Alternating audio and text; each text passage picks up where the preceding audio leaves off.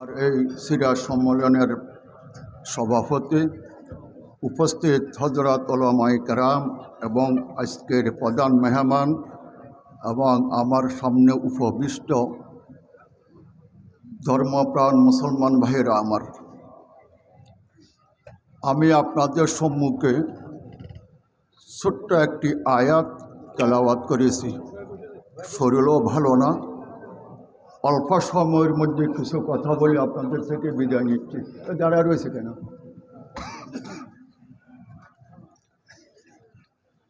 বর্তমান তো সর্বত্র কথা খুব বেশি হয়,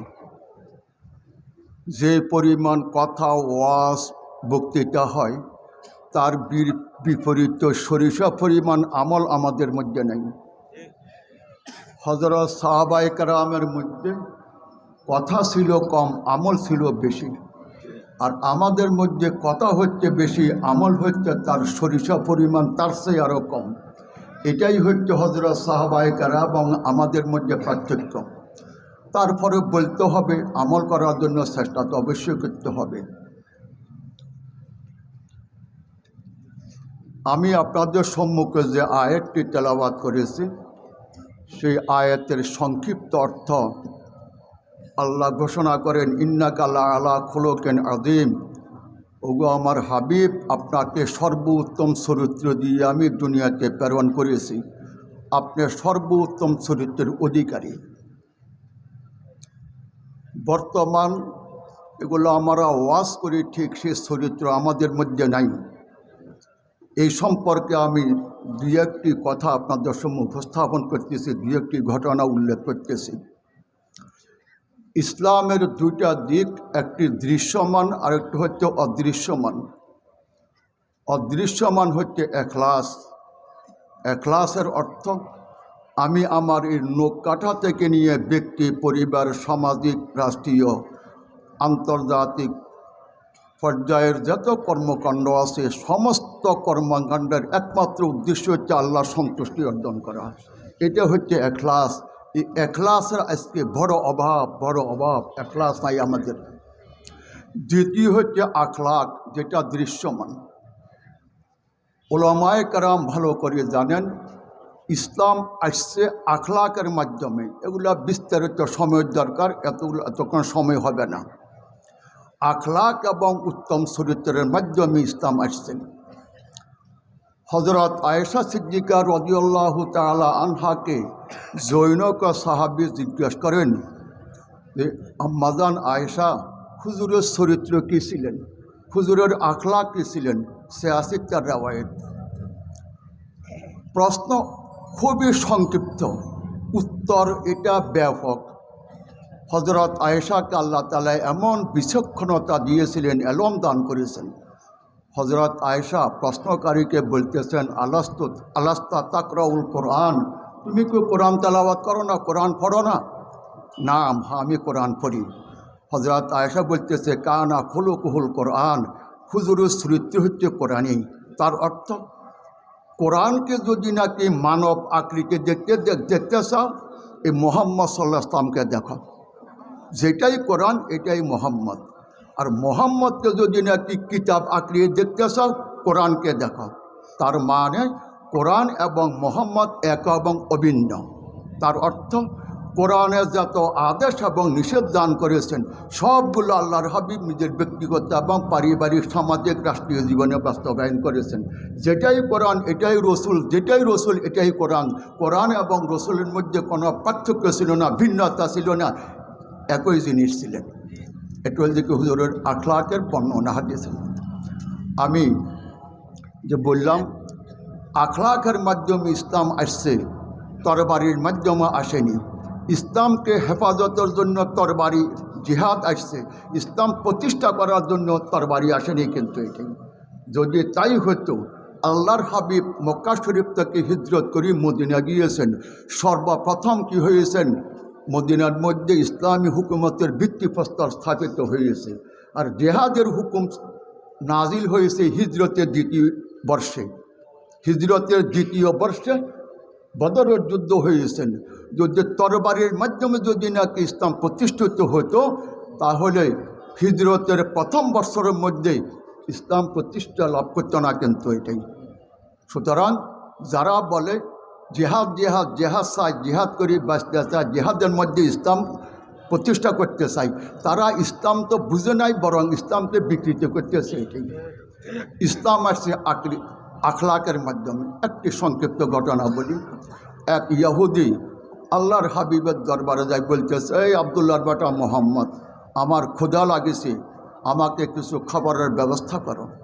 আল্লাহর হাবিব তাকে বলছে, তুমি বসো, তোমার জন্য আমি খাবারের ব্যবস্থা করি। আল্লাহর হাবিব ঘরে গিয়ে এক গ্লাস দুধ নিয়ে আসছেন। ইহুদি এক গ্লাস দুধ পান করার পর বলতেছে, আবদুল্লাহর বেটা মোহাম্মদ, আমি তৃপ্তি হইনি, আরও খাবার প্রয়োজন। আল্লাহর হাবিব কোনো প্রকারের চেহারার মধ্যে বিষণ্ণতা, খারাপ আচরণ না দেখাইয়ে আবার বাড়িতে গিয়ে এক গ্লাস দুধ নিয়ে আসছেন। ইহুদি দ্বিতীয় গ্লাস দুধ পান করার পর আবার বলতেছে, আবদুল্লাহর বেটা মোহাম্মদ, তৃপ্তি হয়নি, আবারও দুধের প্রয়োজন। আল্লাহর হাবিব হাস্যাস বাস্তার সুজলা সুফলা চেহারা নিয়ে আবার বাড়িতে গিয়ে আরেক গ্লাস দুধ নিয়ে আসছেন। ইহুদি খেয়েছেন। খাবার পর ইহুদি বলতেছে, এ আবদুল্লাহর বেটা মোহাম্মদ, আমার প্রথম গ্লাস দুধের দ্বারা আমি তৃপ্তি হয়ে গেছি, দ্বিতীয়বার এবং তৃতীয়বার দুধের জন্য বলার অর্থ তোমাকে আমি পরীক্ষা করব। তুমি দ্বিতীয়বার নির্দেশ দেওয়ার পর, তৃতীয়বার নির্দেশ দেওয়ার পর চেহারার মধ্যে কোনো মলিনতা আছে কি নাই, এটা পরীক্ষা করার জন্য আমি দ্বিতীয় এবং তৃতীয়বার দুধ আনার জন্য বলেছি। এটাই ঠিক বলেছি। এটাই কোরআন তোমার সম্পর্কে বলেছে, ইন্নাকা লাআলা খুলুকিন আযীম, আই মোহাম্মদ, তুমি উত্তম চরিত্রের অধিকারী। এটা শুধু কোরআনের মধ্যে সীমাবদ্ধ নয়, তোমার ব্যক্তিগত জীবনের মধ্যে এটা প্রতিফলিত হয়েছে।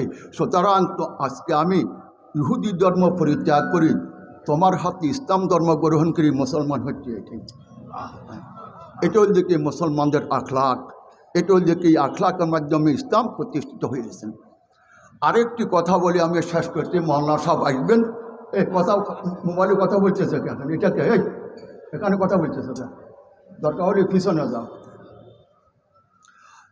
আমাদের দেশের মধ্যে আমি তো টক ছোট দেখিনি, ওটা শয়তানের আড্ডাখানা, কিন্তু একজন নামদারি নাস্তিকের মতনে সে প্রশ্ন করছে, ইসলাম তো আখলাক দিয়ে বলে আসছে দুনিয়াতে, তাহলে যুদ্ধের ময়দানে যে সমস্ত কয়েদিরা গ্রেপ্তার হয়েছে তাদেরকে গোলাম কেন বানাইতেছে? এটাই মুসলমানরা হয়েছে মুনিব, আর যারা গ্রেপ্তার হয়েছে তাদের হচ্ছে গোলাম।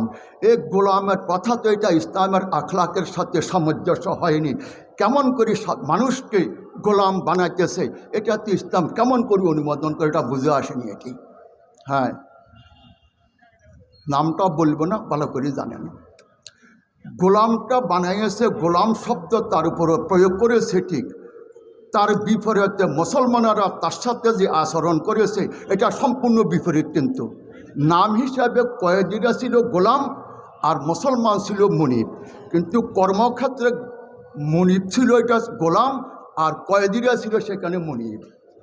শেষ করতেছি একটা উদাহরণ বলি। এটাই বদরের যুদ্ধে যে সমস্ত কাফেররা কী হয়েছেন, গ্রেপ্তার হয়েছেন, আল্লাহর হাবিব একজন, দুইজন, তিনজন, চারজন কয়েদিদেরকে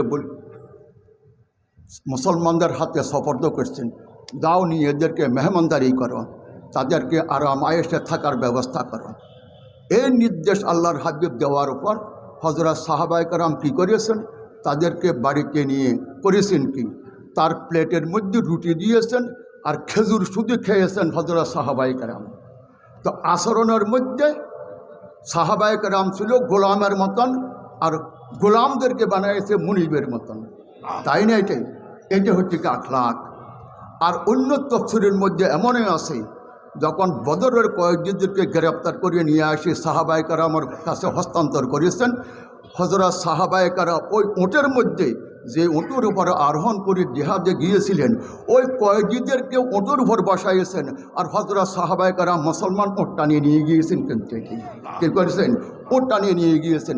এগুলো তো আমার কথা হলো কোরআনের ইতিহাস নাই, বাস্তব কিন্তু ঘটনা এটাই। সুতরাং যারা বলে মুসলমানরা অবিচার করেছে, মানুষদেরকে যদি গোলাম বানাইয়েছে, গোলাম বানানোর কারণকে তারা ইসলামের বিরুদ্ধে, ইসলামকে সম্পূর্ণ নিস্তানাবুদ করার জন্য প্রস্তুতি নিয়ে ইসলামের উপর ষড়যন্ত্র করছে। এই শাস্তি হিসাবে তাদেরকে গোলাম বলেছে। আচরণ দিক থেকে তাদের প্রতি যে আচরণ করেছে পৃথিবীর ইতিহাসে বর্তমান সভ্য জগতের কোনো মানুষ তাদেরকে করেনি, কিন্তু এটি বুঝলেন। গুয়ান্তানামো বে কারাগারের মধ্যে আফগানিস্তানের মুজাহিদদেরকে নিয়ে, মুসলমানদেরকে নিয়ে আমেরিকা যে অত্যাচার এবং অবিচার করেছে, সে অত্যাচার ও অবিচারের ইতিহাস হজ্জাজ ইবনে ইউসুফের মতন জালেমের সে মারাত্মক আচরণ করেছে শুনতে। সুতরাং ওই সমস্ত নাস্তিক মোরতাদেরা ইহুদি খ্রিস্টানদের বিবাহক হয়ে মুসলমানদের উপর তো অহবাদ দিচ্ছে। মুসলমান শান্তির ধর্ম, আখলাকের ধর্ম বলে মানুষকে যে গোলাম বানিয়েছেন, শুধু তারা ইসলামের বিরুদ্ধে আচরণ করার কারণে গোলাম আখ্যায়িত করেছে। মুআমালা আখলাকের দিকে গোলামেরা মুনির হয়েছে, মুসলমান মুনিররা গোলাম হয়েছে। কিন্তু এটাই আল্লাহ আমাদেরকে আখলাক অর্জন করার চেষ্টা করবেন। আজকে আলেম ওলামা সর্বত্র কাহার মধ্যে কোনো কি নাই, আখলাক নেই। আরেকটি আখলাকের কথা বলি আমি।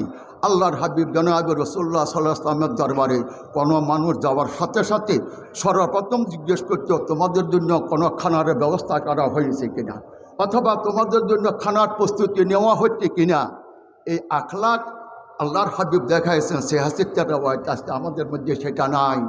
খাবার সময় আসলে মেহমান অথবা কোনো ফতিক মুসাফির যদি আসে, তাদেরকে দরজা বন্ধ করে চেহারা মলিন করি ঘরের থেকে আমরা কী করতেছি, বাহির করতেছি। এটি হচ্ছে কি আমাদের আখলাক, এটি হচ্ছে আমাদের কি আখলাক। এই জন্য মুসলমানদের থেকে আমরা আখলাক চলে গিয়েছেন। শুধু নাম কাউ আসতে আমরা মুসলমান আছি। এই জন্য আমি মাওলানা সাহেবের কথা লম্বা করব না। সিরাতের উপরে আলোচনা করতে গেলে অনেক সময়ের প্রয়োজন, অল্প সময় হবে না। এই জন্য আমরা আখলাক নিয়ে অগ্রসর হওয়ার চেষ্টা করি। সে আখলাক দেখাইব, সে ইহুদি হোক খ্রিস্টান হোক, যেই হোক না কেন, তার প্রতি আমি আন্তরিকতা, সে যদি অভাবগ্রস্ত হয় তার সহযোগিতা, এবং সে যদি রোগাক্রান্ত হয় তার সেবা যত্ন করব। আখলাক শুধু মুসলমানদের মধ্যে, সবার মধ্যে। বর্তমান তবলিগলার মধ্যে আখলাক আছে, তবে তাদের আখলাকটা কিন্তু তাদের দলের মধ্যে, তাদের লোকদের জন্য সীমিত। সর্বস্তরের মধ্যে এটা ব্যাপক আকারে আখলাক দেখা যায় না। আমি কিন্তু সমালোচনা করতেছি না। তাদের আখলাকটা তাদের মাধ্যমে থেকে সবই আরও বিস্তারিত হোক, এটা কিন্তু জরুরি। এই জন্য আলেম ওলামা থেকে সবাই আমরা আখলাক অর্জন করার চেষ্টা করি। আখলাক ছাড়া ইসলাম দুনিয়াতে প্রচেষ্টা লাভ করিবে না। ইসলাম আসছে আখলাকের মাধ্যমে। আল্লাহ আমাদের সবাইকে আখলাক অর্জন করার তৌফিক দান করো। ও আখিরি দাওয়ানা আলহামদুলিল্লাহি রাব্বিল আলামিন। আসসালামু আলাইকুম।